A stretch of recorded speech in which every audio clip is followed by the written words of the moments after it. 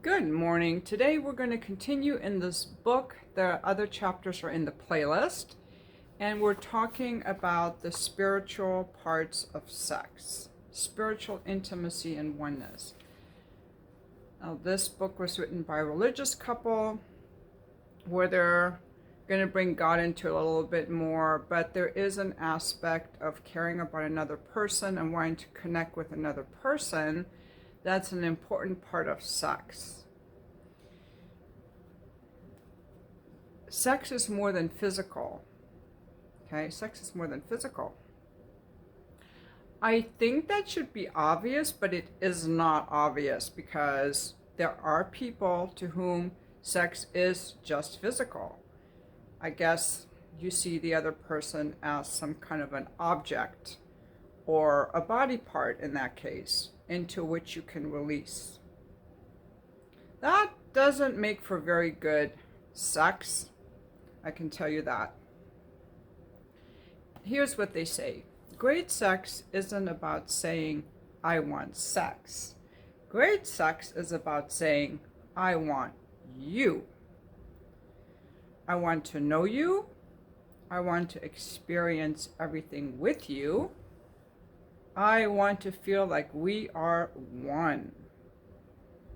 That spiritual connection is the completion of physical and emotional intimacy.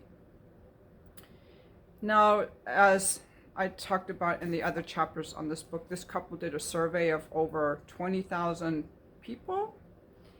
And they found in their survey that women who felt emotionally close to their husbands were more than 5 times more likely to reach orgasm.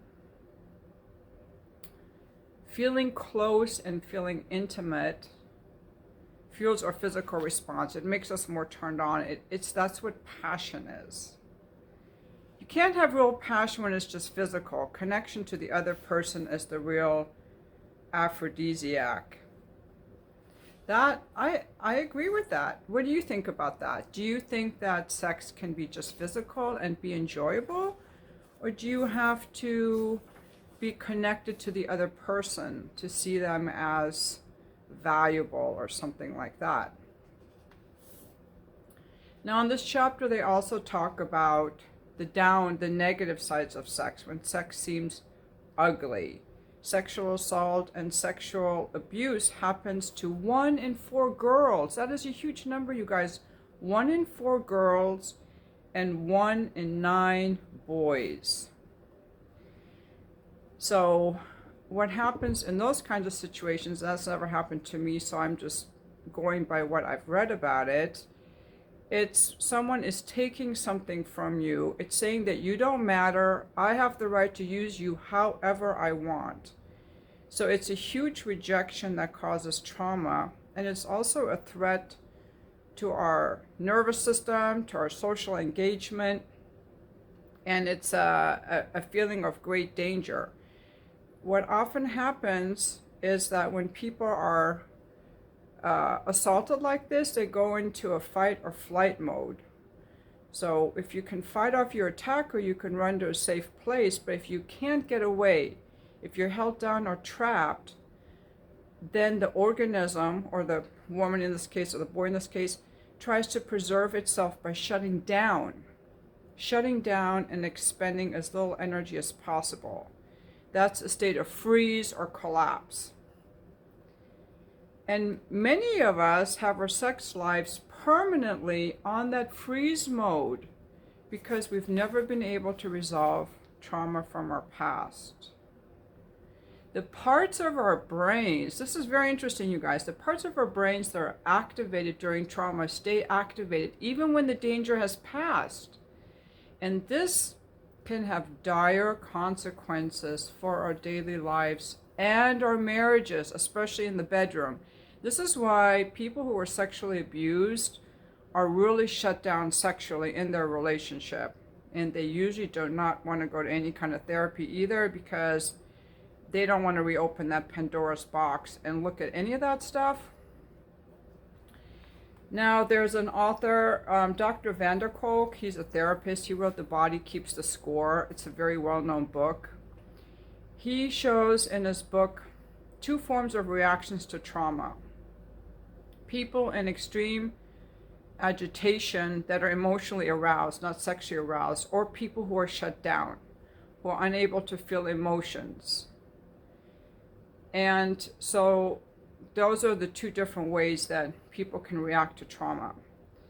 But when they shut down their emotions and shut everything down in an effort to shut off these terrifying sensations, they also deaden their capacity to feel fully alive. So those people can go to like a trauma-informed therapist, therapists who specialize in trauma. Now, trauma experts know that part of recovery is rediscovering a sense of agency over their own bodies. Survivors often find it easier to embrace their sexuality when they're in control. So if you're married to someone like that, they have to be able, in the middle of an encounter, no matter how hot, they have to be able to say, that's enough for tonight, and you have to honor that. They have to learn, get those experiences again, like I'm in control of my body. If she's the survivor, positions where she's on top and she's the one doing the moving while you lie still may make her more comfortable. Then there are the triggers that send the survivor back into panic mode. And there could be a certain way that someone is touched and it triggers that panic mode, and they can just, it can be a sound or a smell or anything like that.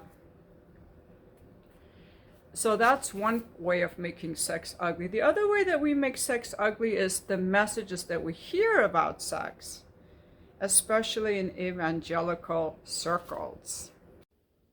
Continuing on in this chapter, when we make sex sound ugly. And this has something to do with like the programming or the brainwashing or the narratives that we're told by society or by religion, particularly about our bodies and around our sexuality. If you think about some of the messages that we often hear about sex, especially in evangelical circles, you hear things that men are visually stimulated and easily tempted. And they also say things like, have sex with him every 72 hours to make sure he doesn't stray or get tempted to lust. So that way, we often portray men's sex drives and talk about their lust as something really ugly that women have to be aware of or be responsible for or look out for. And so it kind of takes some of the fun out of sex for women, and it makes men seem like these predators, or, you know, that we're responsible for keeping them in check. I think that also is very much the reason that many women wear this fully covered garb. What do they call it again? The burqa and stuff. So it's not to tempt men. They're also taught not to tempt men. And I think that's really unfair to men because it makes them seem like they're just something else is controlling them, like not them, some puppet, some testosterone puppet is pulling their strings, and it's up to women to tame this testosterone lust-fueled man. That's going to make women less interested in sex. So on the one hand, women and girls are taught, be careful what you wear so you don't tempt him. And then they also say to the wives, you need to have more sex so he won't lust. And so what that does, it raises women from the time that they're young girls to be constantly on guard against being objectified, that sex is a duty they have, that they have to make sure they're not objectified, that they can't just be themselves. And it's going to make her feel very guarded around her body and around her sexuality, because her whole life she has this constant background noise of worries about sexual violence and being objectified. But then she's also told that God says she needs to let her husband use her or he will fall into sin and temptation. So it feels as if God is objectifying her too. It feels as if God is coercing her into sex. It feels as if no one cares that this is her body. She's been told again and again that her body belongs to her husband, not to her. And the same way that her body is a vehicle for men to fall into sin, to fall into lust. So these are just really very negative messages. And it's not true that men fall into sin and lust just because a woman walks by in a bikini. Like, okay, I'm wearing a bikini right now. Are you going to fall into sin and lust? Did you just fall into sin and lust? Tragically, some in the church have come to see sex with the same viewpoint as the world, framing sex as solely physical. Pornography and the hookup culture portray sex as only about pleasure and not about commitment. And when the church gives the message that sex is not about intimacy, but entirely about ensuring that a husband has his physical needs met, it makes the very same error. And so they talk about how God wants us to have mutually satisfying sex, and that sex should always be something that grows intimacy, not something that detracts from it. Now, even if we take God out of it, I think that when women are taught that, I'm going to add to this virginity thing to it, that, you know, we have value if we've never been sexually touched. Like, our value is determined by how much we like sex, or how sexual we have been, not by how we conduct ourselves with honor and integrity in our sexual experiences, but just the fact that we had sex has tainted our honor. And there's also this whole thing about, you know, you should not dress in a way to provoke men. I do think that people should dress modestly and not have everything hanging out in public. But then also that our bodies are sinful, that we're born as sinners and our bodies are shameful and sinful. And I think these are very harmful messages. I think what helps women enjoy sex is when they know that their body is natural and healthy. All parts of their body are natural and healthy. Their body belongs to them. That sexual expression is something that she can share with someone who values her. I don't think it has to be a committed relationship, but I do think women have to know that hookup culture is emotionally painful because we are not biologically wired to just let any kind of penis in us and then discard the guy. We're not wired that way. We're wired to connect and commit and be mothers. And women that survive, mostly the women that survive through millennia of evolution, are women that have a healthy, motherly, nourishing instinct, so that we're not made for hooking up. Like, women don't usually thrive from, oh my God, I just had this hookup and it was great and he never called me again. That's how I like it. This is the kind of guy I like. Women don't say that, but some men will say that. So this is going to end that chapter. The next one is sex in need. And that's something that we went over in one of the first videos in this playlist, is that when women feel obligated to have sex, it decreases their pleasure a lot. Because once again, their body is not for them. It's an obligation. It's something they do for someone else. And I think these kind of messages keep women disconnected from their body.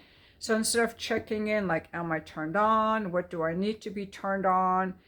It's more about a thought, like, I must serve his sexual needs. Not tuning into their body or knowing what their body wants or needs. That's what I think. They talk in the book about how they did this survey. The survey showed that women getting into marriage believing they're obligated to have sex have a 37% higher rate of vaginismus. Whoa, that's as high as women who've actually been raped. This is an amazing finding. This is crazy. And the woman who's the co-author of this book, Sheila Gregoire, says that happened to her as well. I don't know if I talked about this in one of the earlier videos on this, but she said that their study found that the obligation sex message has virtually the same statistical effect on women's rates of sexual pain as prior trauma, likely because they have something in common. Now, what do you think they have in common? Both trauma, and I think they're talking about having been raped, and the obligation sex message say, your needs don't matter. Someone else has the right to use you. When we make sex about obligation, it's no longer about knowing, it's about owing. And that doesn't build intimacy, it destroys it. So when sex is no longer about doing what you want to do, but instead becomes about doing what you have to do, then everything gets messed up. This was the most damaging message that women had internalized, according to their survey, that she is obligated to have sex when he wants it and that she can't say no without being in sin. And 23% of men in their survey believed this also. And they talk about how wedding license is not an IOU for sex. It's like, it's a part of a healthy marriage, but people are not obligated to have sex with you. Ideally in your marriage, they want to have sex with you. Now here's a letter that she received from a woman that was nursing her fourth baby and pregnant with her fifth. And although she typically has a healthy libido, during this fifth pregnancy, she doesn't feel it as much. And she was really struggling with how to still have sex with her husband, because she was saying, my body, she really wanted to have sex with him, and her libido was typically strong. She said, my body simply will not respond. Is it my job to give my husband sexual favors if I can't have intercourse? I know he has needs, and we have sex at worst twice a week, and sometimes I want to satisfy him when I can't fully participate. But the idea that it is my job as a woman, that I was created to be his sexual outlet without a choice, that sex, in his own words, is about using each other for our own pleasure, well, this creates some really deep feelings of resentment, self-hatred, and loneliness, this woman writes. She goes on, if I do favor him at his urging, I struggle that much more the next time we have reciprocal sex. If the sex desire I'm fulfilling for him has nothing to do with me or our love or our relationship and everything to do with just physical urges, then sex seems ugly to me. I don't say this because I'm so selfish and need a climax. I just strongly resent being a tool. And I know my husband believes that my view is sinful. How can I change? How do I submit to being used without resentment? Think about her last question. How do I submit to being used without resentment? And you will never achieve great sex, guys, if your wife feels like she's being used. So that makes intimacy impossible. What makes sex great is knowing that you have the autonomy over your own body and that you can say no. When you have the freedom to say no, suddenly you also have the freedom to say an enthusiastic yes. That's why we talked earlier about women who have been through trauma. They might get triggered during a sexual encounter, and in that moment they have to say no, and it has to be honored because they have to learn to have control over their body again. I guess if someone has at some point lost control of their body, and these kind of negative sex messages that tell women, you're obligated to Make sure he's sexually relieved inside your body. That's your duty. Then sex is no longer a choice. You're a tool. You're pretty much an ejaculation device for the guy. And some men do believe they're entitled to a woman as their ejaculation device. Like, she's my pussy pocket. She owes me. We're married. She owes me. I have my needs. So the best idea is to treat your woman as an object of love, not as a pussy pocket. These are my words, not theirs. This is what they said. Treat women as objects of love rather than objects to be used. So just remember, your woman is not a pussy pocket. She has a heart. You connect to that heart, and she has a libido, and she's a decent person. She's going to want to have sex with you. Okay. What about sexual coercion? There is a book called The Great Sex Rescue that Sheila had read when she was a young woman getting married, and I think this book really turned her off and made her want to write her own book. But she says, we can't write a book to men without explaining clearly that marital rape is sinful, evil, and illegal, and that rape does not always involve physical force. What does that mean? Non-consensual sex occurs anytime a person feels they can't say no. Because if they can't say no, they can't say yes. So you can coerce your wife in many ways. Like, if she doesn't have sex with you, and then you withhold money, don't give her the grocery money, or give her the silent treatment, or become irritable or angry, that's coercion. She's not free to say no because you're going to punish her. If you use a sex toy on her without her consent, or have sex while she's sleeping, or do an act she has already said she didn't want, that's rape and assault, even if she has an orgasm from it. If you have sex with her, if after you have sex with her, you yell at her less, or yell at the children less, she feels that she has to have sex with you to manage your moods and to keep others safe in the home. That's coercion. If you tell her that the only way you can stop watching porn or lusting or having an affair is if she has sex with you, that's coercion too. There's a chapter on porn. I'm not really going to go into it because I don't want this video to be too long, but suffice it to say that catching their husbands using porn is a deep betrayal for many women.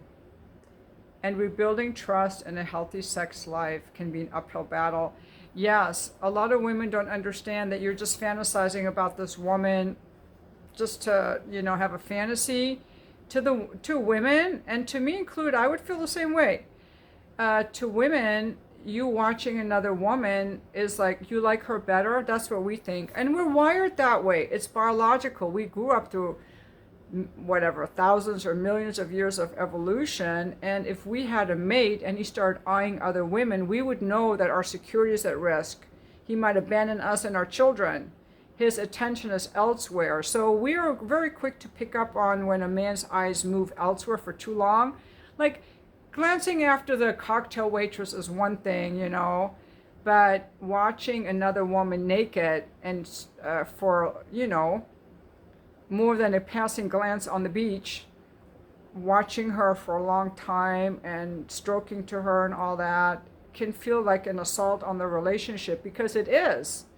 If you didn't have porn, guys, imagine we didn't have computers and you didn't have porn. Imagine it was a real woman that came into your house, sat in your living room, spread her legs, and just did whatever acts, and you masturbated to it. Your woman would have a right to be jealous, but just because it's on a screen, that doesn't change our brain perceiving that your attention is not anywhere on us.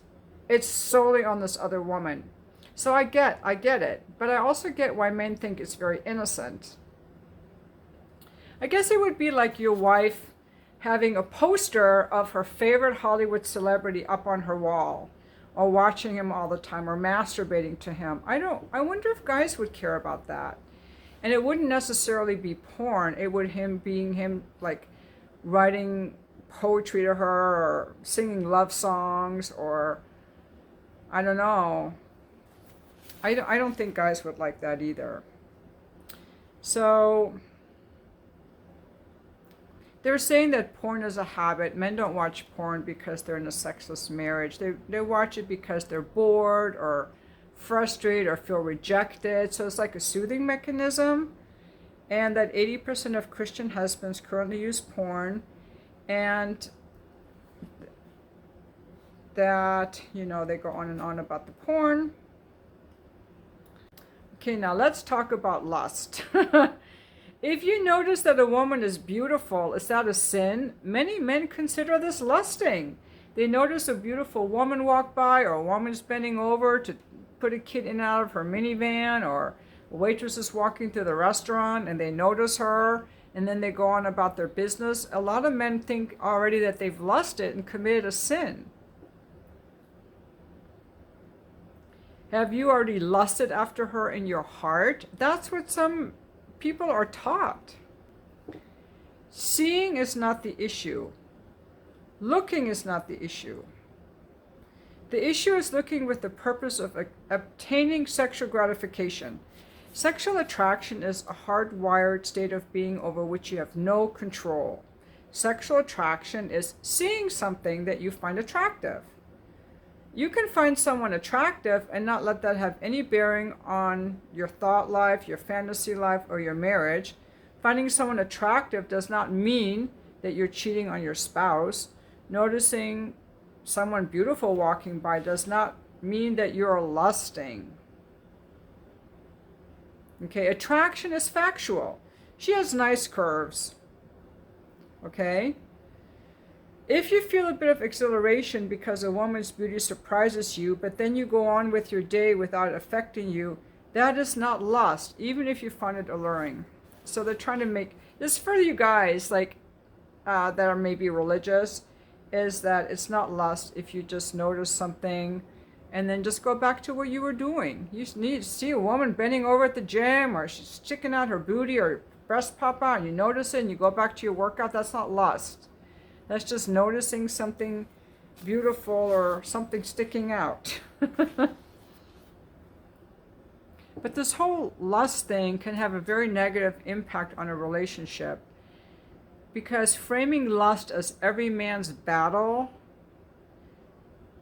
has a destructive effect on relationships. Women who believe that lust is a universal struggle for men were 80% more likely to have sex only because they felt they must, and 60% less likely to be frequently aroused during sex, because they're doing it, they're so conditioned, they're just thinking, I gotta tame his lust, and they're not in their body and enjoying themselves.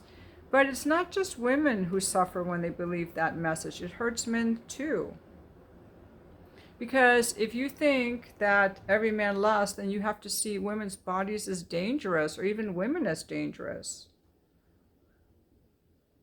And at some level, we teach girls that the female body is a source of evil. For a woman to embrace her sexuality, she has to accept her body, which is a huge problem for many women who have been told since they were girls that their bodies are sources of shame and sin. And then she says that they say in the book that their own daughter was taken aside by a female youth leader when she started to develop, and was given tips on how to dress in a way to avoid men lusting after her. That is unacceptable. Not only had our daughter never dressed in any way that could be considered inappropriate, but she was 11 years old. How did it ever become normal in the church to teach little girls that they're responsible to keep grown men from lusting after them?